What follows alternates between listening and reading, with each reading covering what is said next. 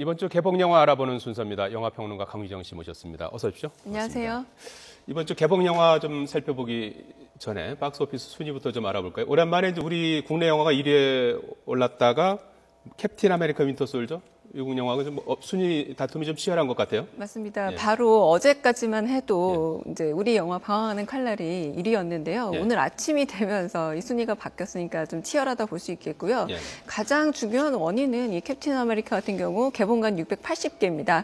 그런데 방황하는 칼날은 첫 주임에도 불구하고 아무래도 개봉관이 516개니까 예. 그러니까 거의 164개가 차이 나다 보니 좀 관객 수가 좀 차이가 날 수 있지 않을까 생각이 들고요. 그리고 3위도 아직 또 헤라클레스라는 작품으로 예. 이 두 개의 굉장히 메머드급 그 헐리우드 블록버스터 사이에서 방황하는 칼날이 그래도 굉장히 좀 선전하고 있다고 볼 수 있겠습니다. 예, 그만큼 이번 주에 이제 볼만한 영화가 이제 많다는 얘기도 될 것 같은데요. 먼저 그 방황하는 칼날, 일본 작가 소설을 원작으로 한 영화라고요? 히가시노 게이고라는 작가고요. 벌써 우리나라의 용의자 X의 헌신이라던가 백야행 같은 작품들이 영화화가 된 바 있습니다. 예. 굉장한 일본의 베스트셀러 작가이고요. 일본에도 영화화가 됐지만 이번에 좀 한국적 현실에 맞게 좀 새롭게 각색이 된 작품이라고 볼 수 있겠습니다.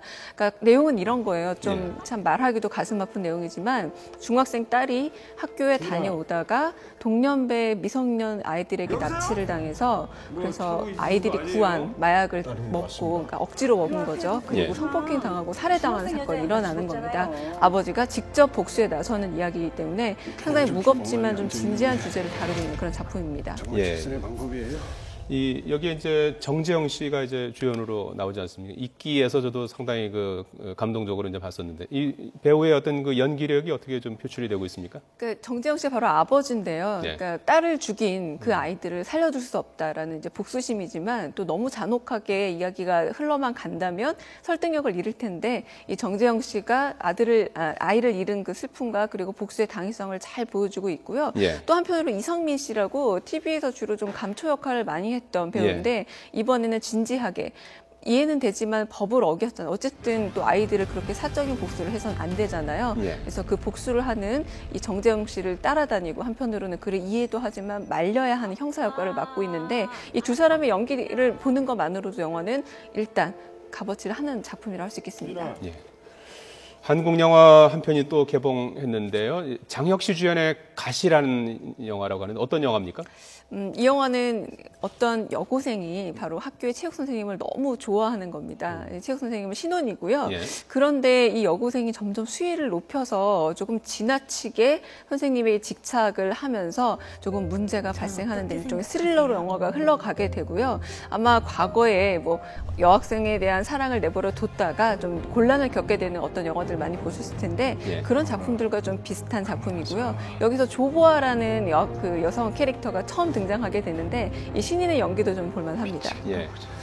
앞서도 지금 3위권에 지금 올라와 있다고 한 영화 헤라클레스. 이 그리스 신화 속의 헤라클레스를 어떻게 그렸을지 상당히 궁금해지는군요. 굉장히 궁금한 작품 중 하나죠. 왜냐하면 워낙 유명한 신화 속 인물이기 때문에 일단 굉장히 기운 센 장사로 나오는 거는 사실이고요. 하지만 여기서는 좀 더 인간적인 관점에서 헤라클레스가 자신이 정말 신의 아들, 제우스의 아들이 맞는가 의심하다가 드디어 그것을 인정하고 스스로 영웅으로 인정하는 과정까지 그리고 있는데 왜냐하면은 그 말 그대로 레전드 비긴즈입니다. 이 이후에도 시리즈가 이어질 거기 때문에 헤라클레스가 헤라클레스에 걸맞은 어떤 역할을 하기까지의 과정을 이번 편에서 보여준다고 할 수 있겠습니다. 예, 영화 속에서 좀 액션을 기대해도 되겠습니까? 감독이 바로 레니 할린 감독인데요. 예. 아마 다이하드와 클리프행어를 보셨던 분들은 기억하실 겁니다. 이 레니 할린 감독이 이번에 난 좀 새롭게 그리스 신화를 해석해서 좀 다른 면모를 보여주겠다라고 얘기하는데 거의 300과 그리고 스파르타쿠스에 준하는 그런 고저적 액션 연기와 또 3D를 보여주고 있습니다. 예.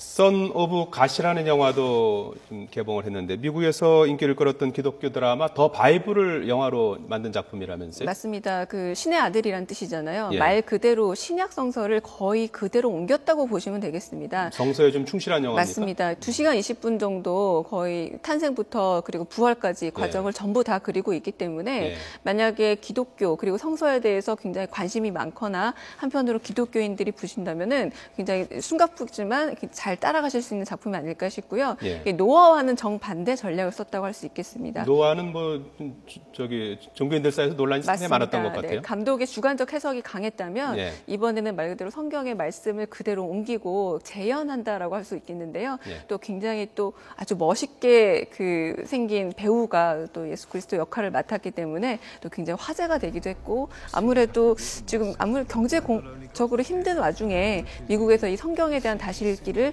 상당히 많이 하고 있다라고 하는 게 정평인데 이 작품도 그 중에 하나라고 할 수 있겠습니다. 예. 인도 영화 한 편도 개봉이 됐는데 런치박스라는 영화 그리고 색다른 3D 애니메이션도 같이 나왔다면서요? 네, 런치박스 같은 경우는 인도에 그 바로 10만 명이 넘는 사람들이 점심을 도시락을 시켜 먹는다고 합니다. 예. 근데 배달 사고가 일어나죠. 예. 바로 어떤 여성에게 갈 도시락과 남성에게 갈 도시락이 바뀌었는데 서로 맛있게 먹고 거기에다 메모를 남기면서 또 연정이 싹트기 시작한다는 따뜻한 드라마라고 할 수 있겠고요. 예. 바로 또 마지막에 슈퍼미니라는 작품은 아이들과 함께 보면 상당히 재미있는 작품인데요. 하나도 목소리라던가 대사는 없습니다만 자연에서 일어나고 있는 어떤 그런 생생한 이야기들을 실사와 그리고 애니메이션을 합쳐서 굉장히 신비한 어떤 다큐멘터리를 보는 듯한 하지만 드라마가 있는 애니메이션도 함께 보는 듯한 그런 또 기쁨을 주는 그런 작품입니다. 예. 자, 이번 주 개봉 영화 알아봤습니다. 영화평론가 강유정 씨였습니다. 고맙습니다. 감사합니다.